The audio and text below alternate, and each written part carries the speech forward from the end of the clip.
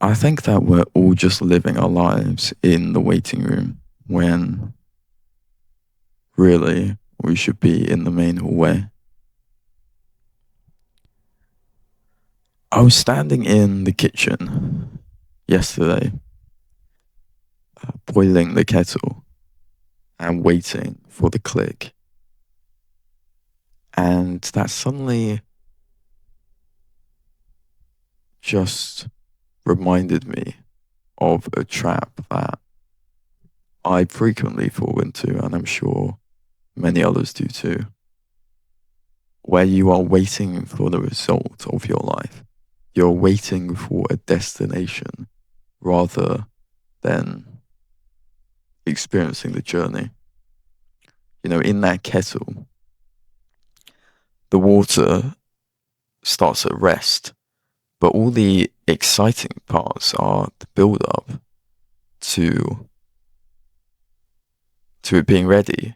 That's when all the atoms and all the electrons are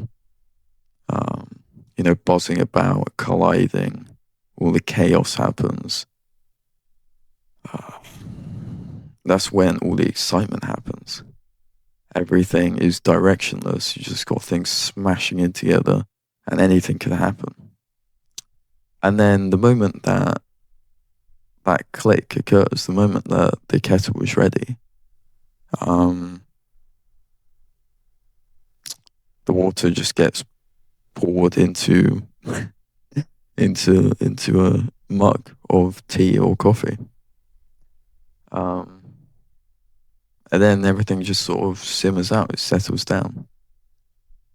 All the water that wasn't taken into the mug just slowly and gradually settles down back to rest, and the water that was put into the mug has a definitive destination.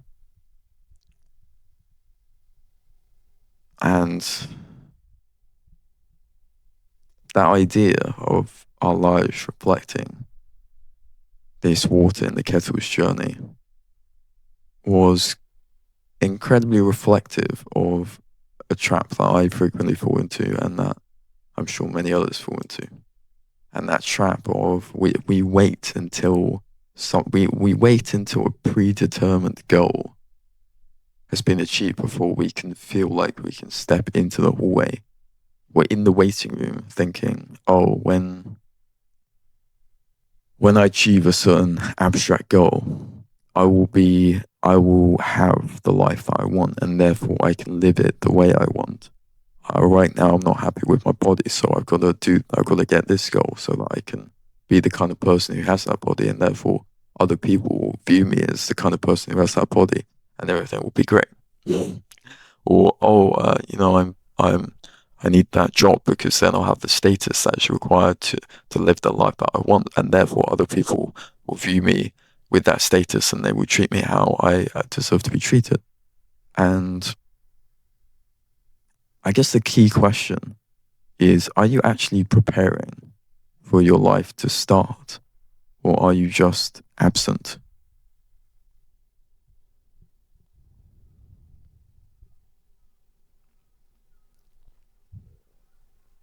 Your brain is a supercomputer running 1,000 simulations of a future that hasn't happened. And it causes a certain metabolic anxiety. Not only are you trying to build the life that you want in the future, you are exhausting yourself. Not because you've worked hard, but because you spent 12 hours a day fighting the reality of being unready.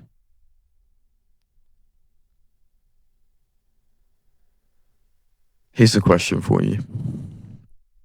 Have you ever spent a whole day waiting for the right time and ended up too tired to do anything when it actually arrived?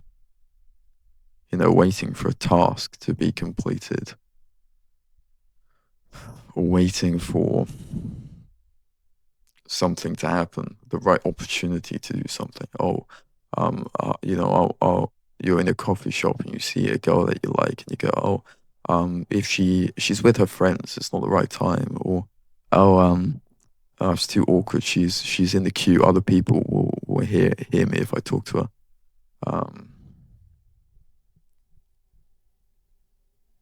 And I think the takeaway is there's never a great time.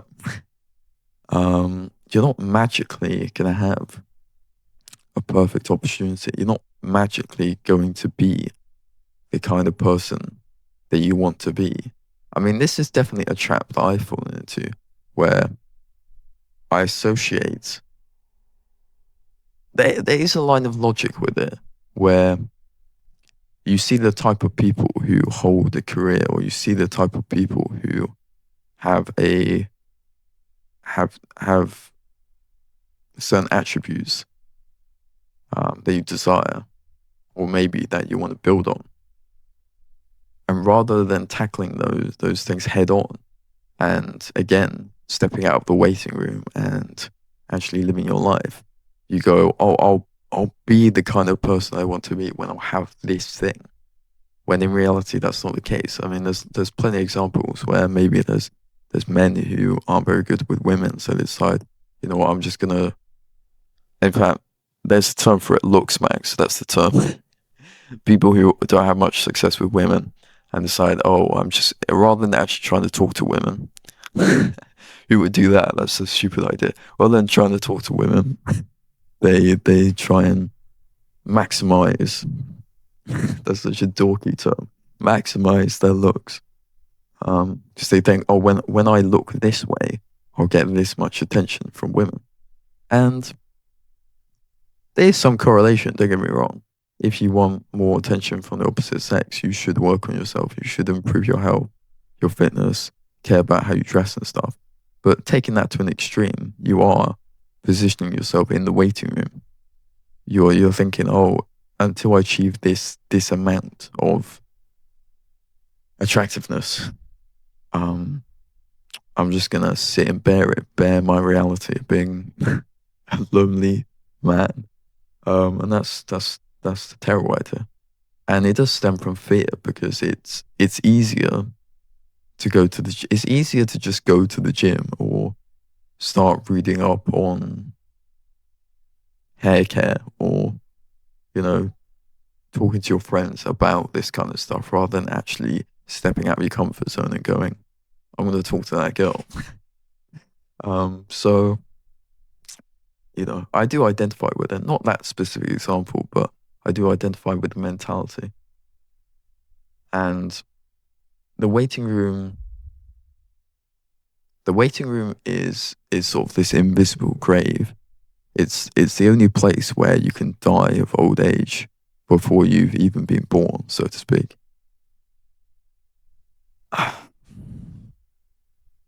And curiosity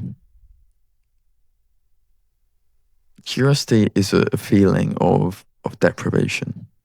You've made your own joy a missing piece you aren't even allowed to have yet. Now, I think that this example will be relevant in a strange way, but speaking of the 1944 camps where the Stockdale paradox arose, and what can be taken from this is, in the 1944 concentration camps, you had a selection of people who would be defined as optimists, and these optimists hoped or thought they were going to escape or be rescued by a certain date, that we'll be free by Christmas, or we'll be free by Easter. And it was examined that these optimists were the ones who died first, because the moment that the moment that that date was reached and escape didn't come to fruition, the optimism became a death sentence. And they essentially died of a broken heart. Whereas the survivors consisted of the types of people who accepted the brutal reality of the situation they were in, and then just took every day one at a time. And I suppose what we can take away from that is faith versus optimism. Faith is knowing you'll prevail, whereas optimism is just waiting for a change in the weather. And I think that, optimists will always be the first ones to break. And again, this just reflects back to the waiting room. When you are sitting in the waiting room, you may be working in the waiting room, you may be doing productive things in the waiting room, but at the end of the day, you have no idea what is out in the hallway. And when are you ever going to take that step to get out there? I don't think there's never going to be a right time to step into the hallway. You're always going to be in the waiting room. Who are you going to be without your excuses? If you achieved whatever goal you're waiting for today, would you still be terrified?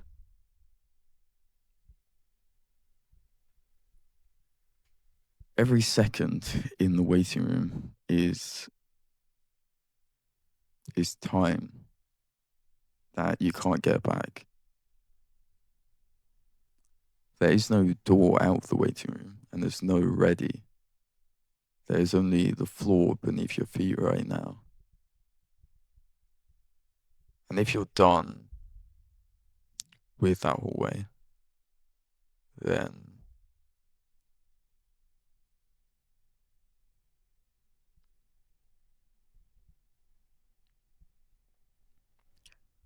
now I would really appreciate it if you would subscribe so that we can kind of discuss these conversations and these topics in the future.